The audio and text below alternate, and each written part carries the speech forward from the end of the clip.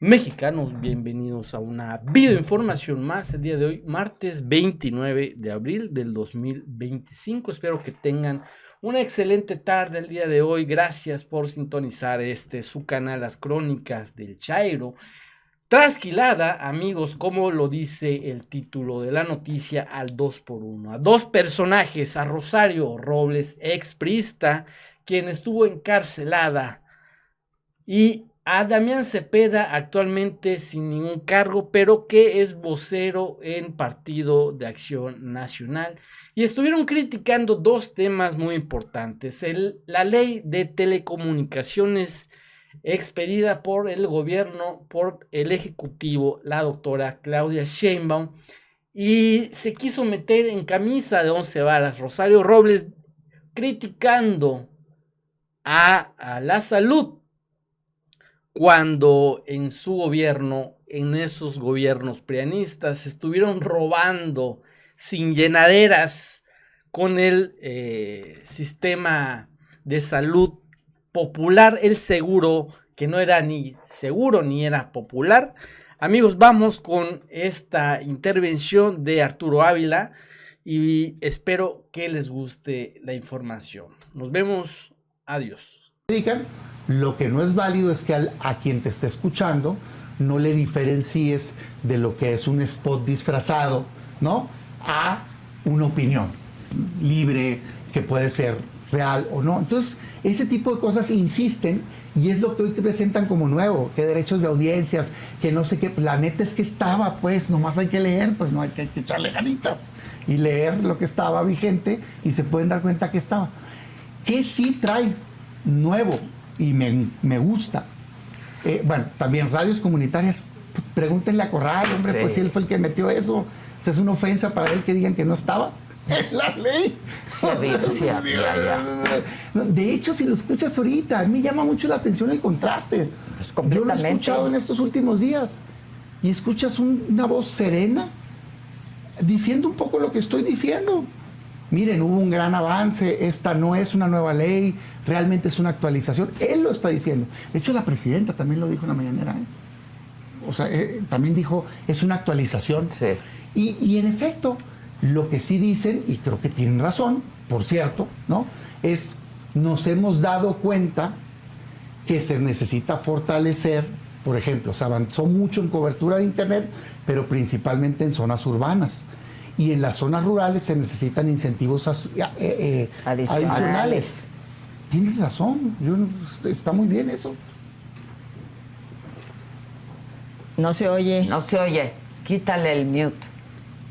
Yo comentaría que Damián Cepeda tiene esta técnica de debate en donde utiliza la estrategia de nivelación. Ya sabes, nunca puede haber un comentario que no está acompañado de pero la parte mala, pero la parte que no, pero la parte que tal, ¿no? De hecho, lo utiliza incluso como una técnica argumentaria para criticar incluso los errores de su propio gobierno, del propio partido, ¿no? Pues sí. Y con eso cree que entonces se da una validez moral importante y que puede hablar a nombre de todos. La verdad es que yo no le creo. Yo diría que habría que dejar muy clara la esencia de la ley, porque me da la impresión de que cuando Damián dice una mentira a medias, como por ejemplo, es que las radios comunitarias o sociales ya las habíamos creado antes. Pues sí, pero no les dieron ni siquiera la posibilidad de poder tener ingresos de publicidad local y no son autosustentables. Entonces, ¿de cuál democracia de radio social estás hablando? Pero el gran logro es este. No, pero Damián siempre, ya sabes, saca la crítica. No, ya lo habíamos hecho. No lo habían hecho, o si lo habían hecho muy mal. El otro punto que me gustaría destacar es, digamos, los ejes fundamentales. El primero es lo que estamos proponiendo, y por eso inició el debate de esta legislación, es la propaganda política financiada por gobiernos extranjeros, que por supuesto respondía a intereses racistas del gobierno de Donald Trump contra migrantes que fueron transmitidos en canales mexicanos. ¿Cuál sería la crítica al pasado, al gobierno del PRIAN? Pues la soberanía mediática era completamente ignorada. Nunca habíamos visto un a los países que influyeran en la opinión pública mexicana sin regulación. Nunca defendieron a México de campañas xenófobas, ni siquiera de la manipulación mediática o de intereses ajenos al país. Otro tema importante, cuando hablamos del Instituto Federal de Telecomunicaciones, centralizando la función de un órgano más ágil, estamos hablando de alinear un proyecto de transformación digital del Estado. Esto es verdaderamente hablar de cosas del futuro. ¿Cuál es la crítica del pasado? Bueno, el IFT nació con la reforma de Peña Nieto bajo el argumento de ser autónomo, y lo pongo entre comillas, pero la realidad es que estaba capturado por cabilderos de empresas como Televisa, como Telcel, como AT&T, nunca reguló de verdad, permitió monopolios y tienen que reconocerlo disfrazados de competencia, y nunca impulsó la conectividad universal. Y yo lo digo y me atrevo a decirlo, ¿no? Porque esa es la realidad, ¿no? Tercer punto, ¿qué estamos proponiendo? Multas de entre el 2 y el 5% de los ingresos de los funcionarios que transmitan propaganda extranjera sin permiso, con excepciones de fines turísticos, por supuesto, o de fines culturales, por supuesto. ¿Cuál sería la crítica al pasado? Pues los gobiernos neoliberales pusieron la infraestructura de comunicación al servicio del capital extranjero, no del interés nacional. Nunca pusieron reglas claras para proteger a la audiencia mexicana de mensajes que atentaran contra su dignidad, contra la cultura, contra la seguridad. Hoy Morena sí corrige esa omisión histórica, ¿no? El Registro Nacional de Usuarios de Telefonía Móvil. ¿Qué proponemos nosotros? Implementar un registro obligatorio de usuarios para combatir la extorsión, el secuestro, delitos que muchas veces utilizan, o casi todas las veces, números anónimos, ¿no? Durante los sexenios del PRIAN, habría que decir que la extorsión telefónica creció sin control. Se intentó algo similar por ahí en el 2010 con el Registro Nacional de Teléfonos, pero fue mal implementado, no tenía reglas, no tenía protección de datos. Lo que estamos proponiendo nosotros tiene que ver con mecanismos tecnológicos y de privacidad, y a diferencia de ellos, hay voluntad real de proteger a la gente, ¿no? Y por supuesto, como último punto fundamental, estamos buscando impulsar la conectividad y la digitalización. Estamos buscando expandir, por supuesto, la red de fibra óptica de la Comisión Federal de Electricidad para lograr que todo el país tenga acceso a Internet como derecho básico. Esto es clave para la educación, para la salud, para el desarrollo económico. ¿Cuál es la crítica al pasado? Los neoliberales privatizaron la infraestructura, dejaron fuera millones, solo conectaron donde era rentable, lo convirtieron al Internet en un privilegio, no en un derecho, y a ellos les encanta hablar de libertades, pero jamás garantizaron el acceso a la información ni a la inclusión digital, y hay que decirlo con claridad. Por eso yo le diría a Damián, pues que él viene de gobiernos que entregaron las telecomunicaciones a intereses privados y extranjeros, y nosotros estamos recuperando la soberanía, la protección a la gente, y vamos a garantizar la transformación digital para que sea de todos, y no de unos cuantos. No estamos defendiendo censura, estamos defendiendo a México.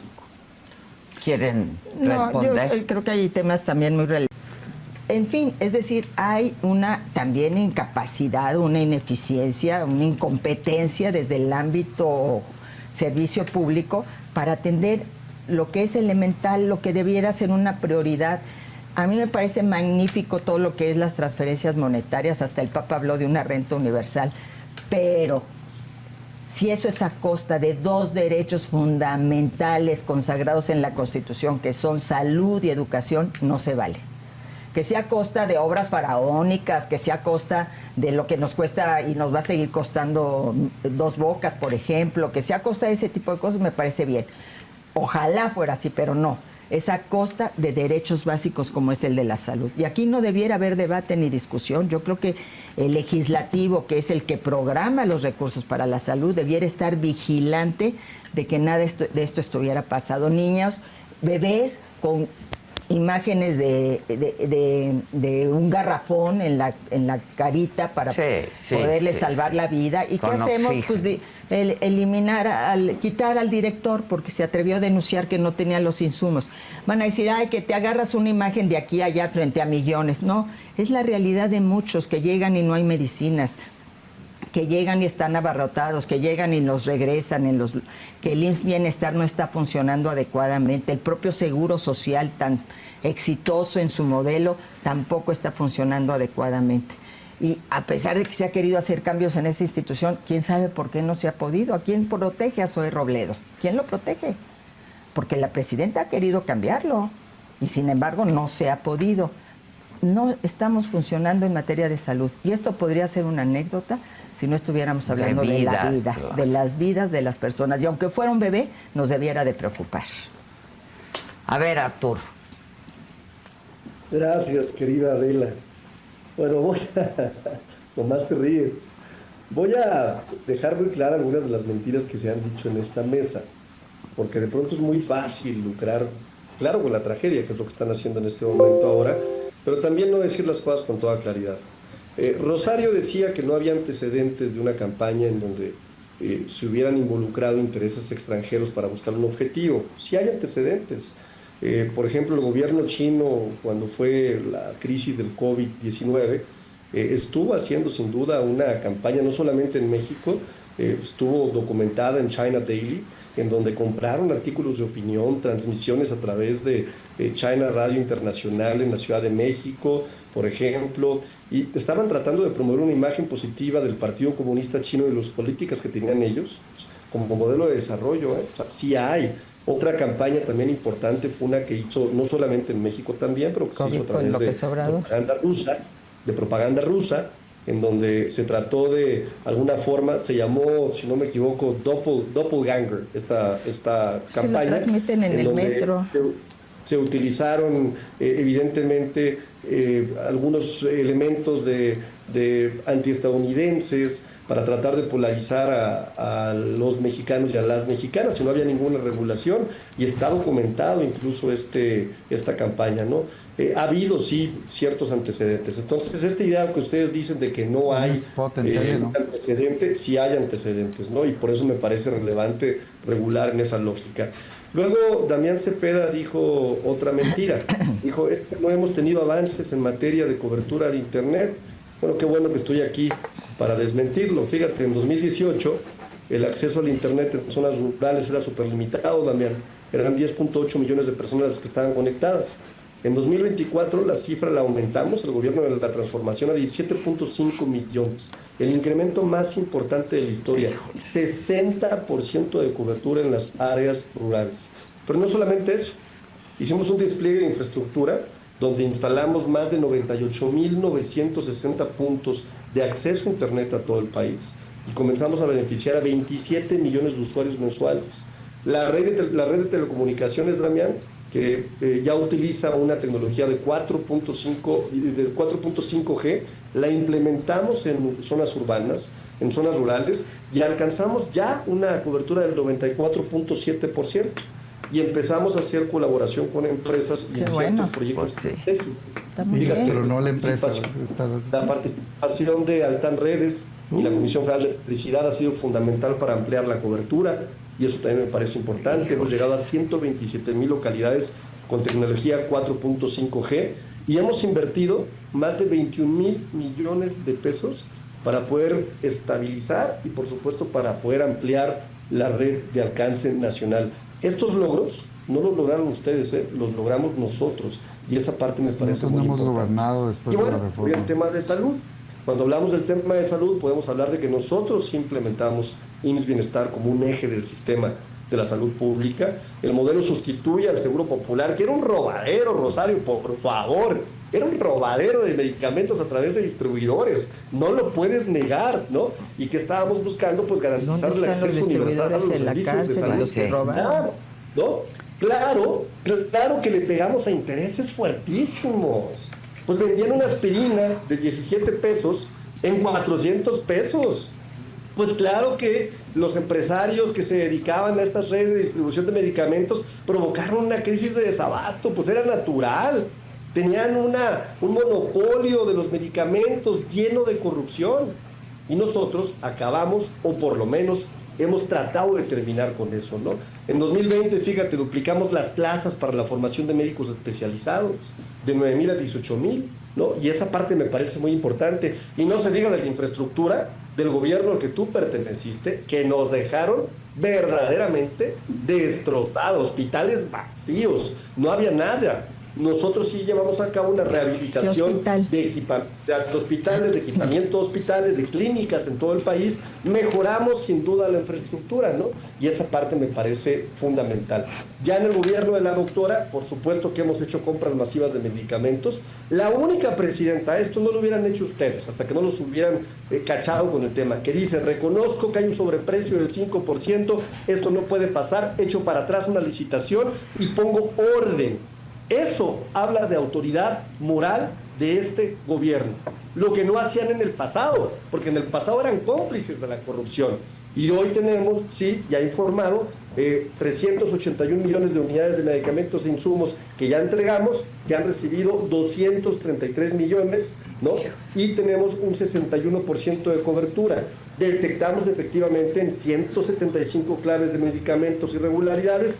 Suspendimos la licitación, suspendimos la compra y la volvimos a lanzar. Y es que, pues hay que ser honestos con lo que decimos en esta mesa, hay que decir la verdad, no verdades a media. Nuestro gobierno está dando resultados y aquí están los datos, ¿eh? No es retórica, no es un discurso de división, les estoy dando datos concretos, datos precisos, datos que son comprobables. Finalizo diciendo, ¿no?, que en la Semana Nacional de Vacunación ya en el 2025, ¿no?, la estamos lanzando desde el 26 de abril hasta el 3 de mayo con esta primera Semana Nacional de Vacunación, y lo que estamos buscando es efectivamente reforzar la inmunización de la población y contener los brotes recientes de enfermedades, como el sarampión, como la tosferina, por ejemplo, ¿no? Y esto pues sin duda está teniendo éxito y está teniendo buenos resultados. Así es que pues seamos serios en el debate.